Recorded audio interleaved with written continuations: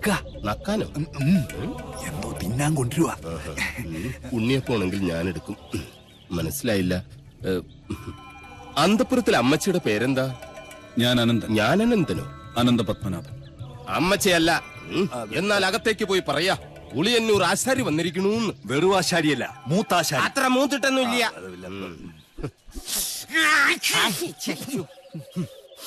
നല്ല അരളി പൂത്ത മണം. അരളിപൂത്ത മണമല്ല, പിന്നെ അവിടെ ആണലി പെറ്റെടുത്ത മണോ. എന്താ കാണുന്ന? അയ്യോ പാമ്പ്! നീ അങ്ങോട്ടോട്, ഞാൻ എങ്ങോട്ടെങ്കിലും ഓടാം. അയ്യോ ചലഞ്ച് വല.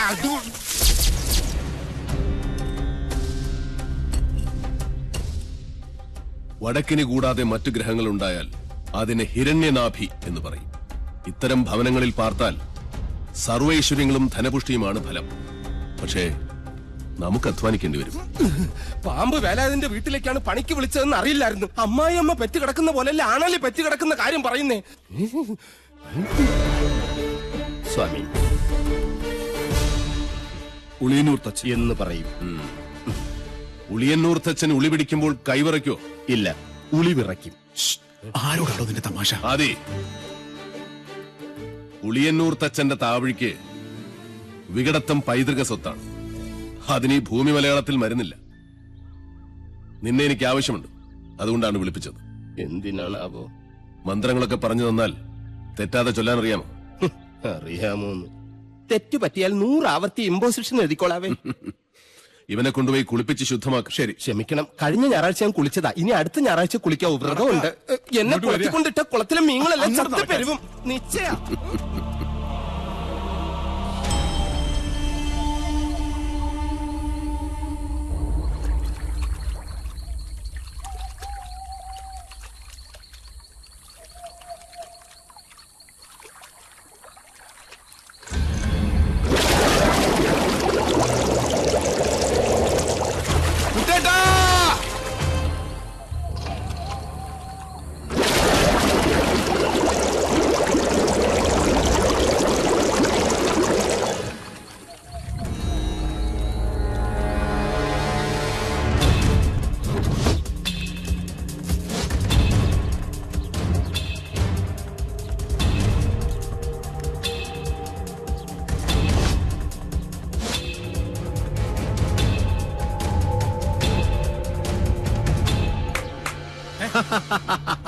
അറിയോ ദ്രോണരുടെ കയ്യിൽ ഇതിലും വലിയ ദിവ്യായുധങ്ങളുള്ള കാര്യം?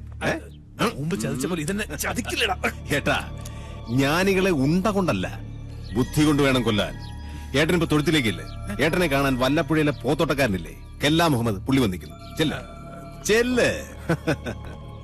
ദ്രോണരുടെ നേർക്ക് ജയേട്ടൻ ഉന്നം പിടിച്ചു നിന്നാലും ഈ തോക്ക് പൊട്ടില്ല. അല്ലേ ഗിരിശേട്ടാ? അതെന്താ? നെല്ലൂർ മന ഭദ്രമായിരിക്കേണ്ടത് സാവിത്രിയുടെ ആവശ്യമല്ലേ? സാവിത്രിയുടെ മാത്രം. സാവിത്രി.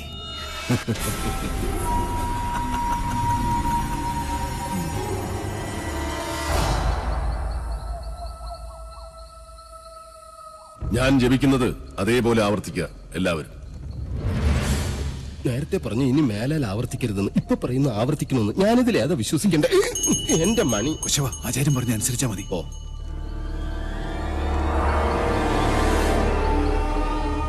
പൂർവാഗ്നേയീ ദക്ഷിണാച. പൂർവാഗ്നേയീ ദക്ഷിണാച. നൈര്യതീ പശ്ചിമാ തഥാ. നൈര്യതീ പശ്ചിമാ തഥാ.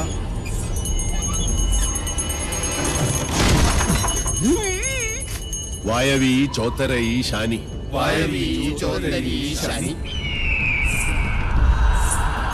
ദിശാ അഷ്ടവിമാ സ്മൃത. ദിശാ അഷ്ടവിമാ സ്മൃത.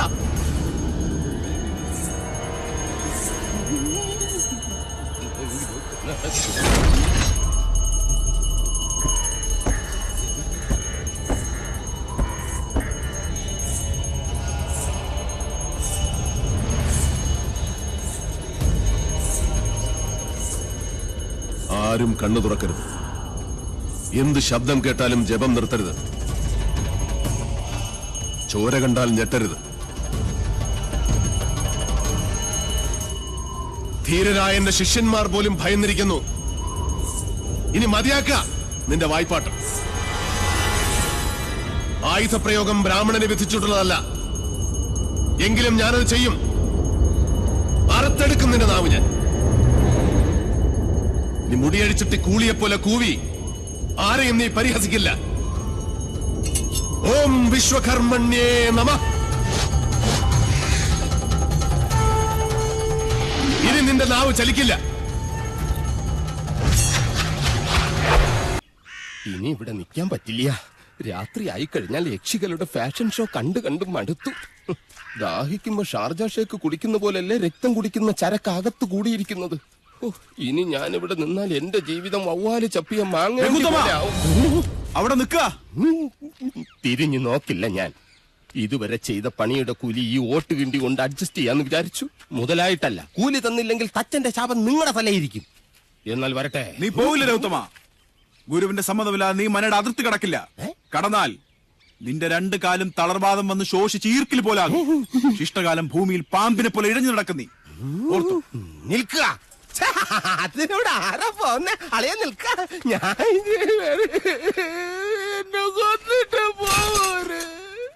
നോക്കുക, നിനക്ക് ഗുരു കൊണ്ടുപോകൂടാ. എന്റെ മുത്തച്ഛൻ കോപ്പൻ. അയാള് പണിത വീടാത്രേ. അന്നേ 2 ഉത്തരവും ഇതിന്ന് ഒരു തൂണും അടിച്ചു മാറ്റിയിരുന്നെങ്കിൽ ഞാൻ ഇങ്ങനെ കിടന്ന് ഈ യക്ഷിപ്പറമ്പ് തൂക്കേണ്ട വല്ല കാര്യം ഉണ്ടായിരുന്നു. ഇപ്പൊ ഈട്ടിക്കും തേക്കനൊക്കെ എന്താ വില?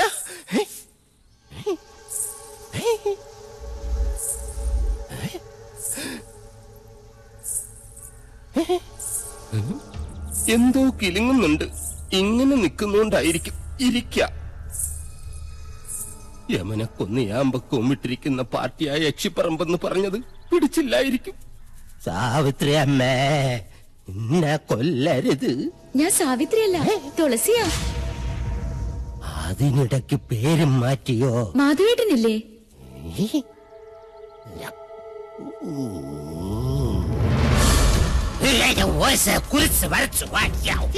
അടുത്തു വരരുത്. അടുത്തു വന്നാൽ പേടിച്ച് മൂത്രമൊഴിച്ചു കളയും ഞാൻ. മാധവേട്ടൻ എവിടെ? മാധവേട്ടൻ എവിടെ? മാധവേട്ടനോ? എന്നെ കൊണ്ടൊന്നും പറയിപ്പിക്കരുത്. തലയ്ക്ക് വെളിവില്ലാത്ത 3-4 നമ്പൂരി ചെക്കന്മാരെ പിടിച്ച് അടുപ്പിന് ചുറ്റും ഇരുത്തിയിട്ട് സ്വാഹ സ്വാഹ എന്ന് പറഞ്ഞ് കുറച്ച് എണ്ണയും കോരി ഒഴിച്ചാൽ ഒരു യക്ഷിയെ തളയ്ക്കാൻ പറ്റില്ല. യക്ഷിയെ തളയ്ക്കണമെങ്കിൽ ഏഷ്യാനെറ്റിലെ കടമറ്റത്ത് കത്തനാർ തന്നെ വരണം. അത് നിനക്ക് എങ്ങനെ അറിയാം? ഞാൻ കത്തനാർ സീരിയലിൽ കണ്ടിട്ടുണ്ട്. അതിലാണെങ്കിൽ ഒരു കൊച്ചു കിണറ്റിൽ വീണ് ചത്തപ്പോ കത്തനാർ ഇങ്ങനെ വടിയെടുത്ത് ഇങ്ങനെ കാണിച്ചേ ഉള്ളൂ. ആ കൊച്ചു ജീവനോടെ കയറി വന്നു. അത് ഏഴില്ലാതെ. നിർത്ത. തുളസിയെ കൊണ്ടാക്കാൻ ആരും വന്നില്ല. വരിക.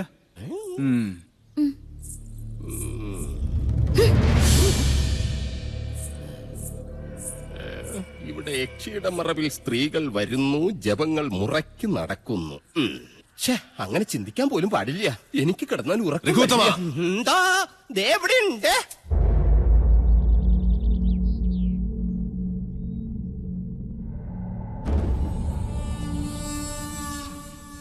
ഒന്നും എടുത്തു ചാടി അങ്ങോട്ട് ചെയ്യണ്ട. ക്ഷോഭിക്കേണ്ട നേരമല്ലിത്.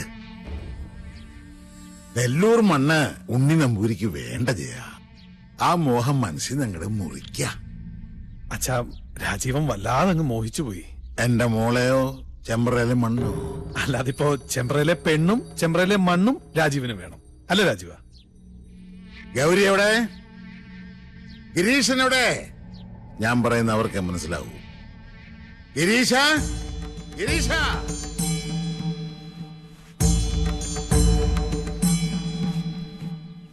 എടത്തി. ഹായ്, ആരാ ഇത്? പട്ടാഴിയില്ലത്തെ ആത്തയമ്മയോ? ഇവിടെ നിന്റെ ഏതെടുത്തി ഇരിക്കണത്? പടിയിറങ്ങി പോയ മൂശട്ടെ. അച്ഛാ, ജയേട്ടാ, ഇങ്ങോട്ടൊന്ന് വേഗം വരിക. അനിയത്തി. ആഹാ, എന്താണ് നിനക്കിവിടെ കാര്യം? എടി എന്താണ്? അച്ഛന്റെ ആംഗളമാരുടെയൊക്കെ മുഖത്ത് ചവിട്ടി തേച്ച് ഇറങ്ങിപ്പോളല്ലേ നീ? മറന്നിട്ടില്ലൊന്നും. നേർന്നെറിയും കെട്ടവളെ. ആരാ?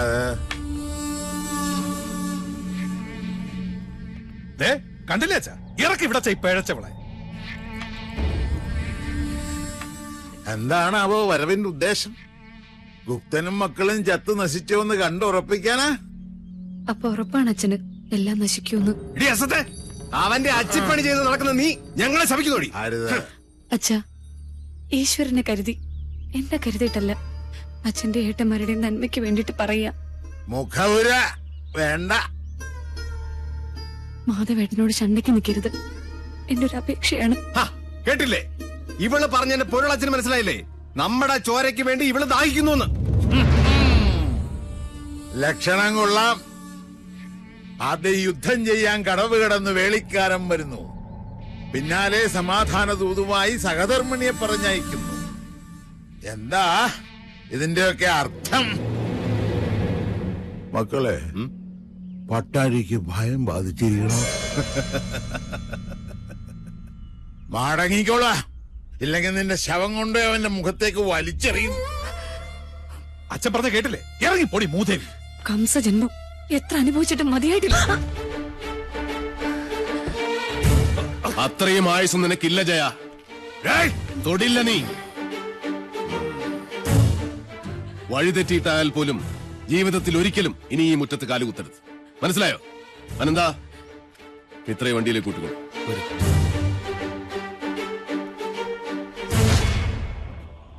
ഏതൊരു പെണ്ണിനും സ്വന്തം വീട്ടുമുറ്റത്ത് വന്ന് നിൽക്കുമ്പോ ഒരു വിശ്വാസമുണ്ട്. എത്ര വെറുത്താലും അവമാന ചാട്ടിയിറക്കി വിടില്ല. നിങ്ങളത് തകർത്തു. വെറി പിടിച്ച നിങ്ങളുടെ മനസ്സ് പിതൃസ്ഥാനത്തിന്റെ മഹത്വം മറന്നുപോയിരിക്കുന്നു. സൂക്ഷിച്ചോ ചിത്രഗുപ്ത, നിങ്ങളുടെ കൈവെള്ളയിൽ 1000 രേഖ. സാവിത്രി, ഇവന്റെ നെഞ്ചു വലിച്ചു കീറി ചങ്കെടുത്ത് എന്റെ മുന്നിൽ വെച്ചു തരൂ, എങ്കിലേ എനിക്ക് തൃപ്തിയാവൂ. പെറ്റ തള്ളയെ വിളിച്ച് നെഞ്ചിലിടിച്ച് ഓരിയിടാൻ ഇനിയും അവസരമുണ്ടാവും. അപ്പ മതി മുക്ര. ഓ, ഇതാണല്ലേ ആ മാതാമഹൻ, കാരണവരുടെ വാടക കൊലയാളി.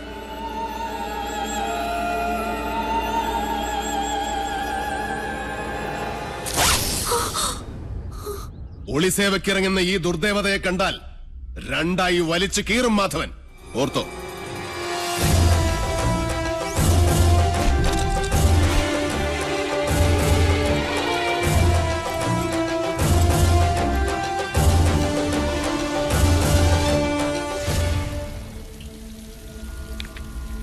മണിയങ്കോട്ടെ കാരണവരും മക്കളും നെല്ലൂർ മനയുടെ കുറെ കരഭൂമി വെട്ടിപ്പിടിച്ച് അനുഭവിക്കുന്നുണ്ട്.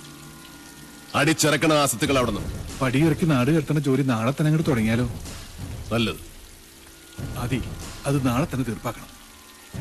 വരിക.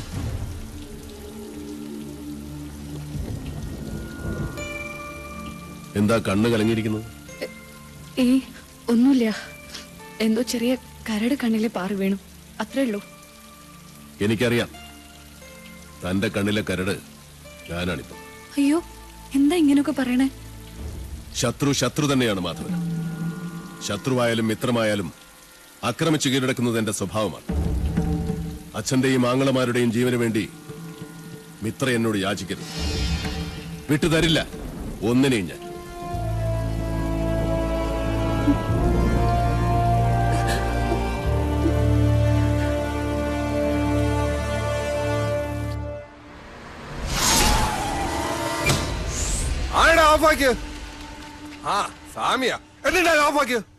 അക്ഷരമറിയാവുന്നവനല്ലേ ഈ കോർട്ട് ഓർഡർ ഒന്ന് വായിച്ചു കൊടുക്ക്. എന്താ ഇത്? നിന്നെയൊക്കെ ഇവിടുന്ന് വലിച്ചിറക്കാനുള്ള കോർട്ട് ഓർഡറാ. കൂട്ടി പൊക്കണം. സ്വയം ഇറങ്ങണോ അതോ കഴുത്തിന് കുത്തി ഇറക്കി വിടണോ? എടാ വാസു, യവന്മാരെടുത്ത് ചീന്തി ചിന്തേടാ.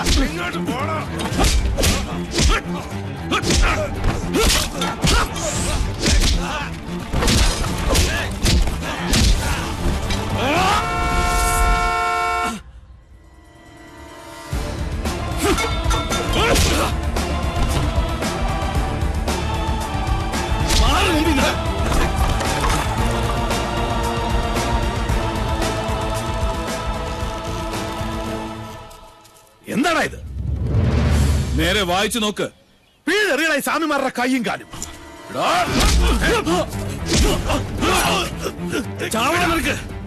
ഒരൊറ്റ വെട്ടിന് ആവിയും അനക്കവും ഇല്ലാതെ തെക്കോട്ട് നോക്കി കിടക്കണേ.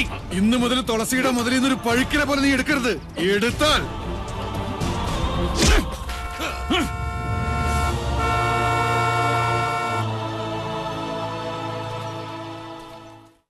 എല്ലാം നശിച്ചു, നശിപ്പിച്ചു.